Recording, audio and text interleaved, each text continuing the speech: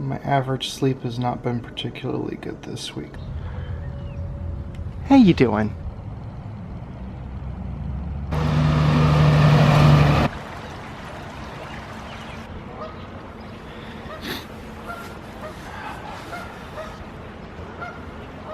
I used to think geese were these majestic, graceful creatures. And now that I've actually moved to the States, they are loud, honking maniacs that shit everywhere. Not as impressed. Question number 1 comes from @OldScout, or John. And he says, relevant to me currently, how do you approach revisions? I just want to float this out there. I think starting out, authors are very concerned about everyone's methodologies, and that's great. Know this.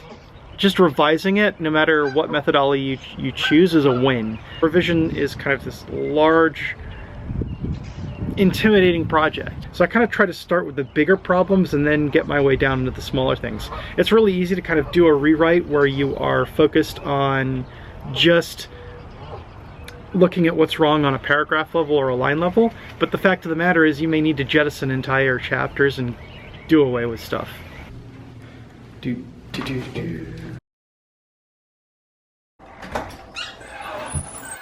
Alright, the second question came from David Garrick Nelson, and he asks about these pack-down coats that I'm a huge fan of. Right now I'm wearing a Uniqlo ultralight down jacket. It's an ultralight down jacket, so it's kind of thin, but it's still fairly warm. I've worn it down to 20 degrees with just a shirt underneath, and it's been comfortable as long as it's not windy. I'm gonna grab a very fast breakfast and head on out and call my agent. Zone bars, love them. This one's kind of deformed. I'm headed up to the coffee shop in town. It is a beautiful sunny day.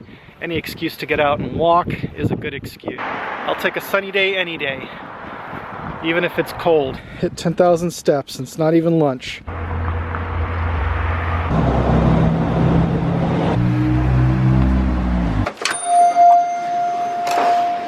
Remember this guy from last night? Hey. What is all this stuff? These are all Galaxy S7 Edge and some iPhone 6s cases. Some of them have a nice metal ring. I like this one too. I think I might even have Windows Phone during part of the time you had an iPhone. Windows Phone is where it's at. You did have a Windows Phone, and you did your best to represent, man. More power to you. I had a Windows Phone too, way back in the day. It was a brick. Not that thick. Yeah. It was thicker than this. BOGO, for the longest time I had no idea what BOGO was.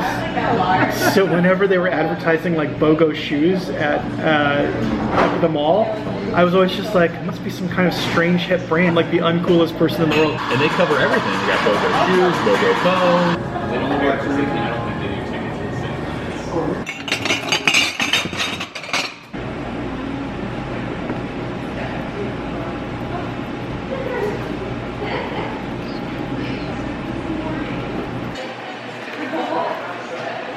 Finished an introduction.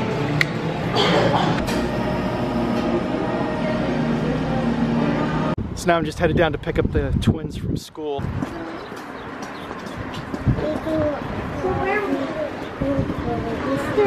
Go look at some bikes. Oh, okay. So nothing too fast. You're not gonna try to go real fast or anything. No, I just would like something better than my Walmart special. Yeah, that's right. Because I borrowed one from you. That's but right. The ride was hard. It was not nearly as hard as it was on the Right. And we didn't do that on purpose or anything. Oh, I know. Love is you have to get a certain number. Can I have the spinach salad, please? Yep. So when I mentioned that I was getting a little bit antsy because I was waiting on that project, most people tend to assume it's because of a fear of rejection. It doesn't particularly bother me. What bothers me is that sort of being in that sort of Schrodinger space of neither accepted nor rejected. The truth is, I think people should get more used to rejection anyway, just in general. Speaking of feeling weird, every single person in the car that drove by recently was staring at me like, what in the heck is that guy doing? Rejection is awesome. Rejection is great. Everyone should get out there and get rejected. You build up the armor to rejection. You can kind of leap out into doing more and more interesting things because you stop fearing the no. You are gonna get told no. Being an artist means having things fail a lot.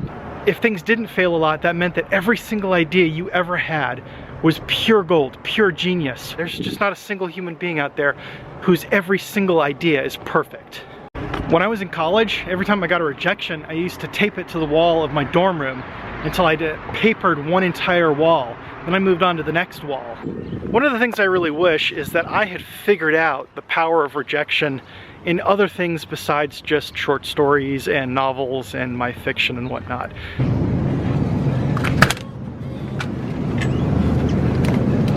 Oh man, they've got Choco Tacos. To be fair, I do have ADD and I have a little bit of the oppositional defiant disorder that comes with it. Rejection kind of fuels me. It kind of gets me fired up to figure things out and tell people that they were wrong. I don't know if what works for me works for everyone else because I'm probably an edge case scenario.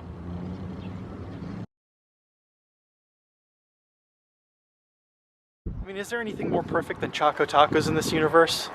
It's hard to find.